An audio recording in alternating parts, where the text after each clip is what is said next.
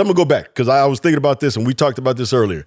When Ben Wallace pushed you, right, and you just kind of laid back, you didn't do nothing, which is not the Ron Artest or the Metta piece that we all know and love. Because we all know, this about to be on, right? About to be big on. time. But this was my thinking, and you tell me if I'm right or wrong, or if I'm a little off or not.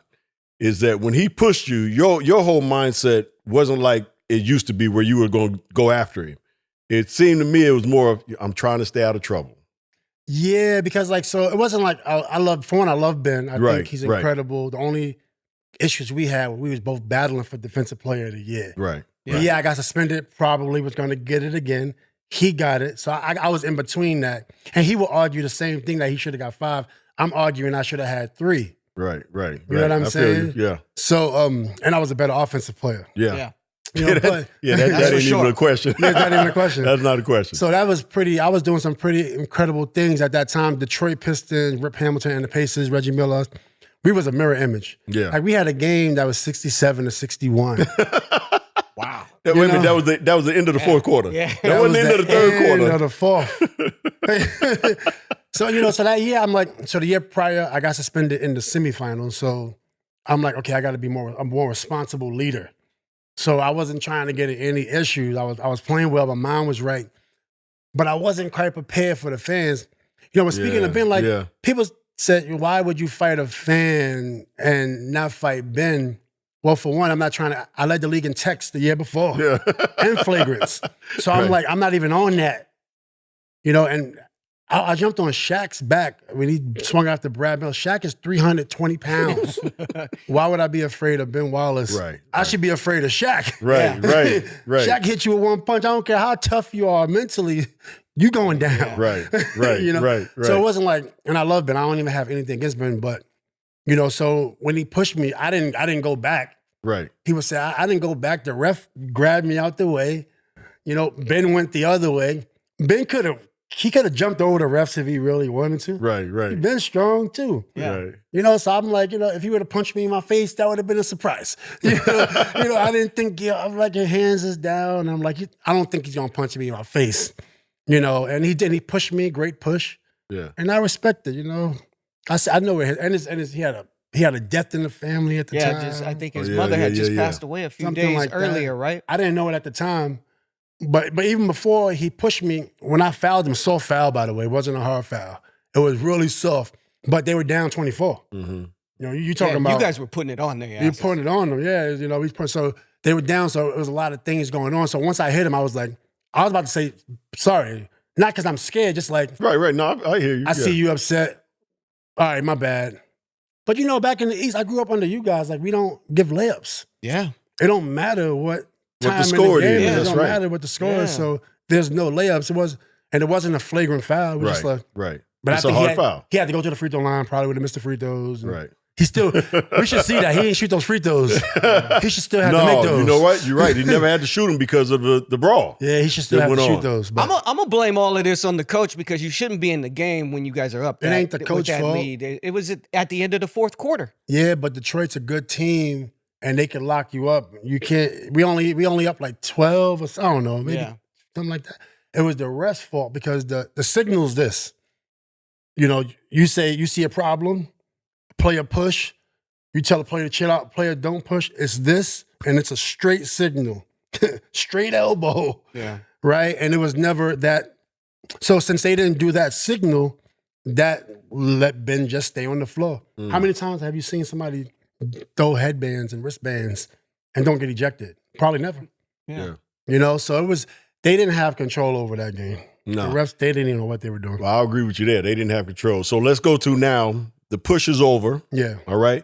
You laying on the scoreboard chilling. Yeah. Here comes this cup, bam, hit you, and you react, and you go in the stands, and right behind you was your boys. Jermaine O'Neal, Steven Jackson. Jackson. Yeah. They saw what was going on. Mm-hmm.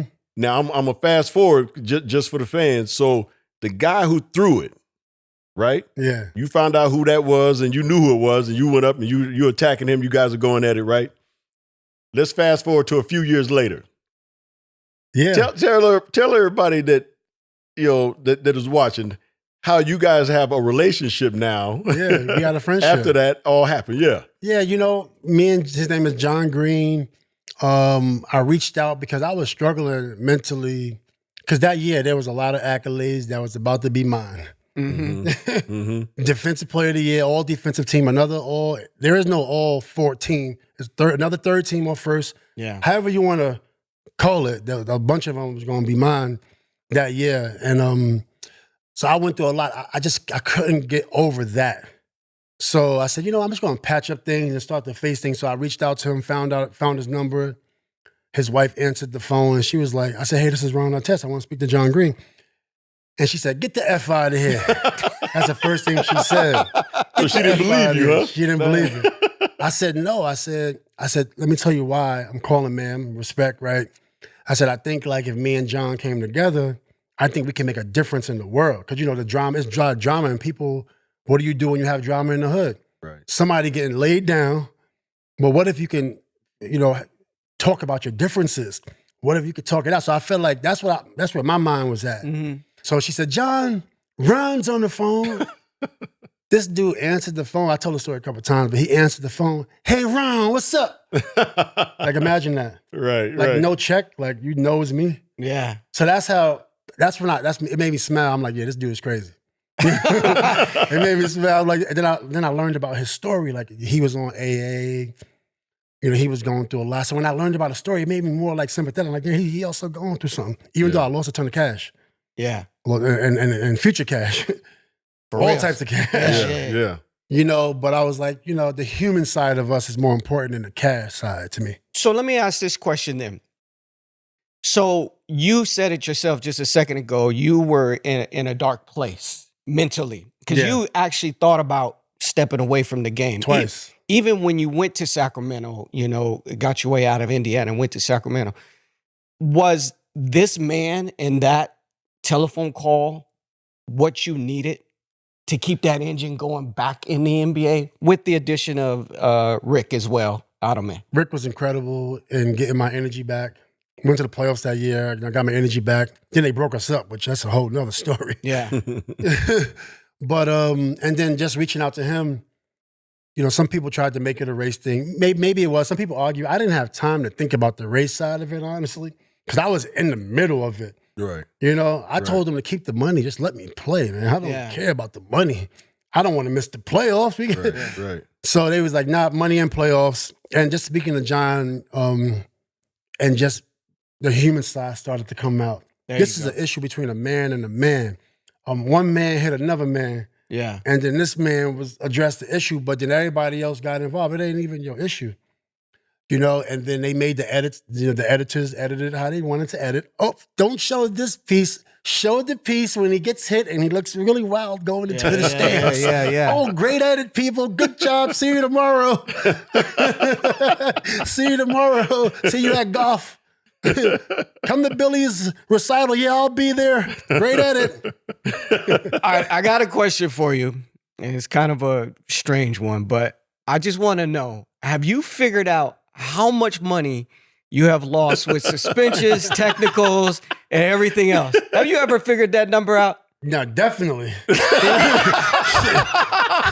Taxes. So how much was it, man? I even want to know that one, man. How much was it? So like 10 million, like, you know, across. Wow. But then when you talk about like the future earnings and can you trust this player? Endorsements. Endorse sponsorship. That's probably, you know, you're adding on another 10, 50, 20, 30, 40 depending on, Depending on, I only signed for $6 million a year, not only, but I signed $6 million a year contracts. Well, if you're a third team All-NBA, second team, that's 12. Yeah. Right? Yeah. So now add that up.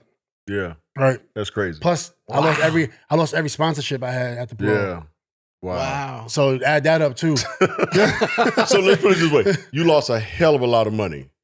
Lost a lot. Yeah, definitely. For fines and tax and all that stuff. 10 million plus maybe an additional 40 to 50 million. Yeah, something like that. That's a fair number. Yeah. I think, that's a fair number. Matt Barnes said on his podcast recently, $600,000 is what he lost. So you would switch places with Matt. I wouldn't switch places with nobody. I just don't get ejected. Yeah. Thank you for watching Byron Scott's Fast Break. If you like what you saw, here's some more videos. And while you're at it, don't forget to like, comment, and subscribe.